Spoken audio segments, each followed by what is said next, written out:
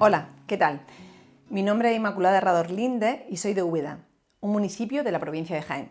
Actualmente soy la directora del segundo plan estratégico de mi provincia y también directora de la oficina técnica y vicesecretaria de la Fundación Estrategias para el Desarrollo Económico y Social de la provincia de Jaén. Desempeño al mismo tiempo otros cargos de responsabilidad en diferentes instituciones y entidades sin ánimo de lucro, como tesorera, vicesecretaria o consejera.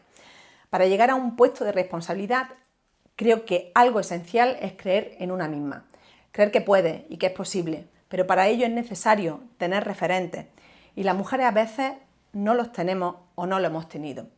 Cuando era pequeña, en mi entorno, mi madre, mis tías, mi abuela eran fundamentalmente amas de casa. Ninguna había cursado estudios universitarios y habían dedicado su vida, sobre todo, al cuidado de su familia. Mujeres trabajadoras y abnegadas, ya que ponían casi siempre los intereses de los demás por delante de los suyos, sin metas propias, sin autonomía económica. Por ello, quizá en mi infancia buscaba referencias en los libros o en las películas de mujeres que rompían moldes, inconformistas, valientes, luchadoras y sobre todo autónomas. A veces la familia y el entorno no ayudan a que una mujer pueda ser líder. Cualidades que en un hombre o en un niño están bien vistas, no lo están tanto en las mujeres o en las niñas.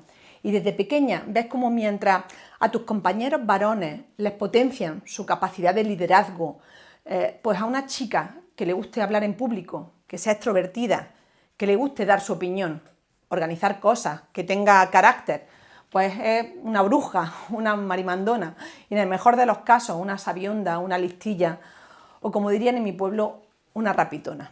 Pues sí, todo eso y más hemos tenido que oír muchas de nosotras a lo largo de nuestra vida, hasta llegar a donde estamos. Y a veces todavía lo seguimos oyendo. A las mujeres nos cuesta ascender en el mundo laboral en bastantes ocasiones, debido a una cultura que obstruye nuestras aspiraciones y no fomenta una equidad en oportunidades, y a este fenómeno se le suele denominar techo de cristal. Y es una barrera invisible, difícil de sobrepasar, que nos dificulta acceder a altos puestos de poder en las organizaciones, la política o las empresas, a pesar de tener la misma cualificación y mérito o más que nuestros compañeros varones. Las causas de este techo de cristal son muchas. El rol de cuidado del hogar y de la familia, que se adjudica en una mayor parte a las mujeres, cuando no casi exclusivamente, lo que nos lleva a realizar dobles jornadas laborales, fuera y dentro de la casa. Otra causa ligada a la anterior es la idea generalizada por parte del empresariado de que los hombres se van a implicar más y a tener menos ausencia en el empleo, lo que no es cierto. Otra es la cultura empresarial masculinizada, que establece redes o sectores donde las mujeres difícilmente tienen acceso, o la falsa idea de que las mujeres no tienen capacidad de liderazgo o que no es una tarea propia de mujeres.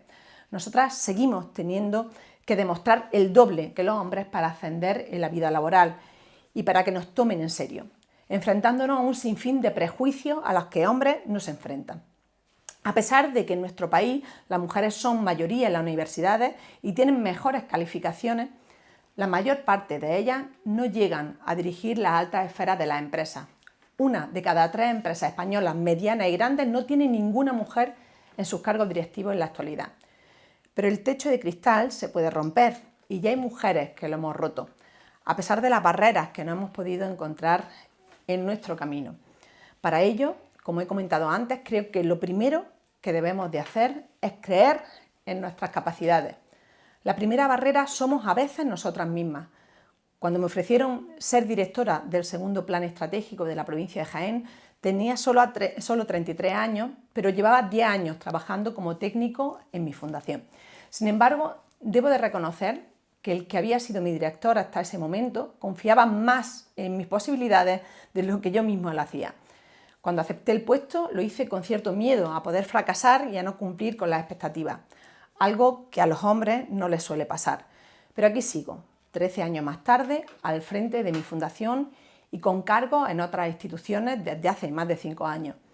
También es necesaria una mayor corresponsabilidad, con la que no siempre contamos, pero hay que seguir trabajando para conseguirla. No es fácil. No es fácil cuando a nosotras nos educan para ser madres y cuidadoras, y a ellos no. Esta educación hace que a veces te sientas culpable por priorizar tu trabajo a tu familia. Te juzga la sociedad, te juzga tu familia, tu entorno, pero también lo haces tú. Y sientes que eres una mala madre. Los compañeros varones no suelen tener esos problemas de conciencia.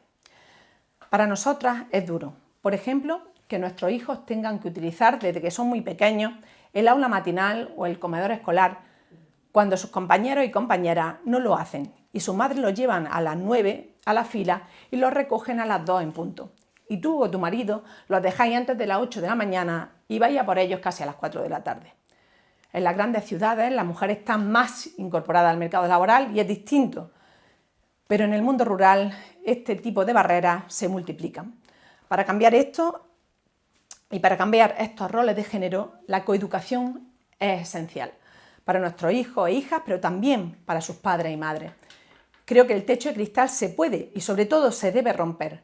Por suerte cada vez tenemos más referentes de mujeres que lo han conseguido, pero debemos seguir trabajando en destruir las grandes barreras que durante siglos no nos han permitido desarrollarnos profesionalmente como sí lo han podido hacer nuestros compañeros los hombres.